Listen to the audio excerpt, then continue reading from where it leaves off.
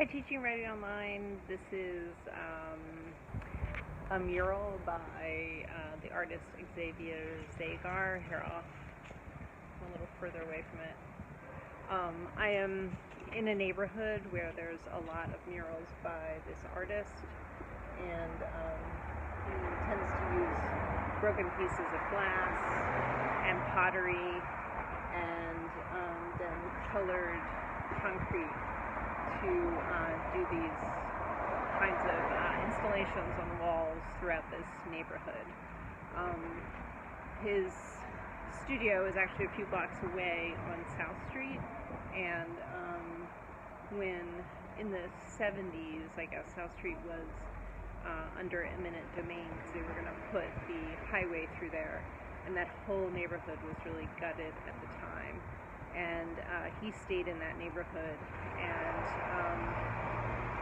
had a studio and kept some properties and created a lot of art that now have become sort of a bit of a showcase here in Philadelphia.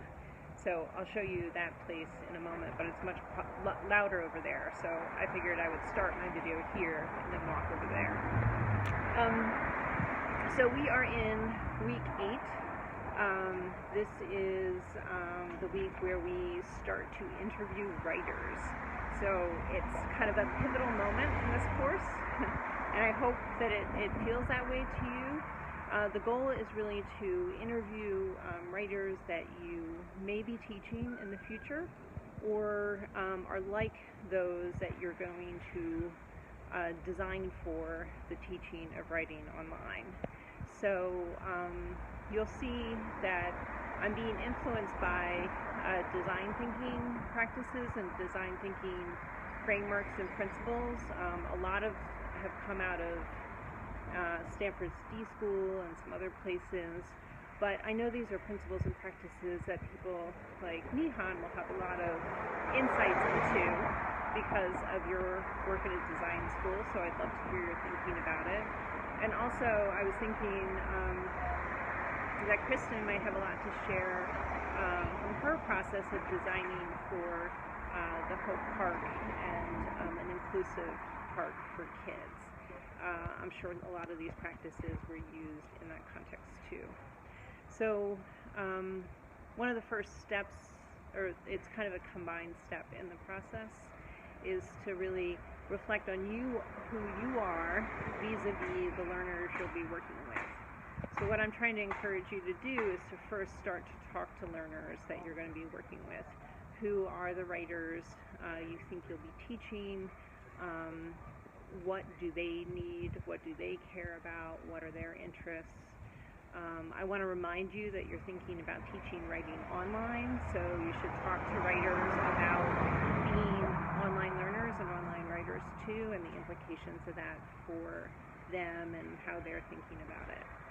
So that's really the focus of this week. I hope that last week went well.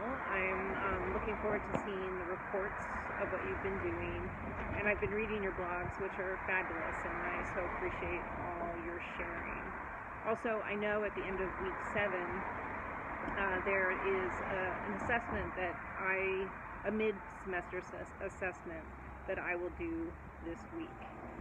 So expect to get some reflective notes from me, essentially, and take a look at your grades at the end of the week, because that'll give you a sense of where you are in the progression of things. But week 8, that's the other thing I wanted to tell you, is that for week 8, these interviews that we're going to start to do with our writers really don't need to be reported back on until week 10, because I do believe it's going to take you a while, and I actually want you to take time with this. So you've got 2 weeks now to start this process, and I'm happy to be a thinking partner. If you don't actually know who to talk to, or you're not exactly sure how to approach this, reach out to me immediately, and I'm happy to brainstorm it with you and help you think it through, given your context and your interests. Okay, so I'm going to stop recording here and then take you over to the Magic Garden, which is the building that houses now the Isaiah Zagar Museum and his studio. And you'll see why they call it the Magic Garden. So this is what they call the Magic Gardens.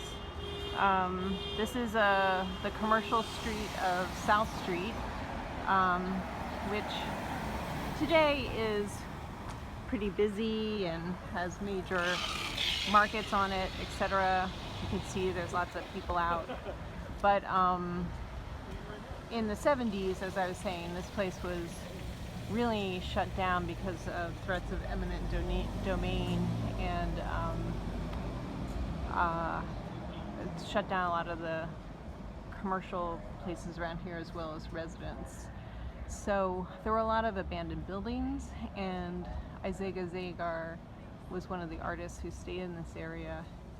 His studio is in the back there, and then this whole abandoned property in the front, he just started to essentially squat on it and build out this artistic work.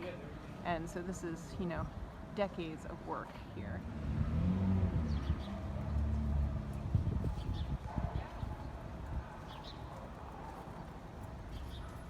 So if you go into the Magic Garden, there's lots of little walkways and paths you can walk around.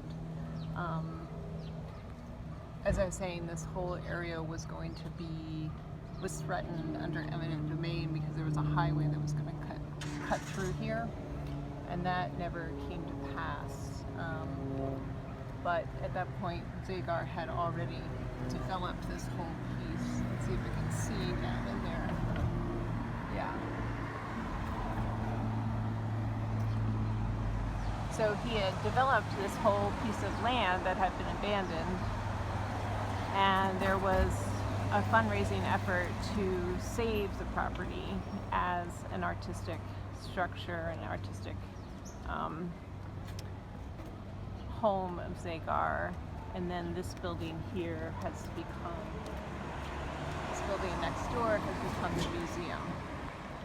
So he's world renowned as a self-taught artist, and you can now actually even rent out the space for events and that kind of thing. Next door is kind of interesting too. There's a few engine companies along here on South Street. This was Engine Company 11, and as it says, it became a segregated African American fire unit that wasn't desegregated until, let's see, can you see that? Until 1952. But several of these fire companies were the most prestigious in the city, and this was one of their old stations.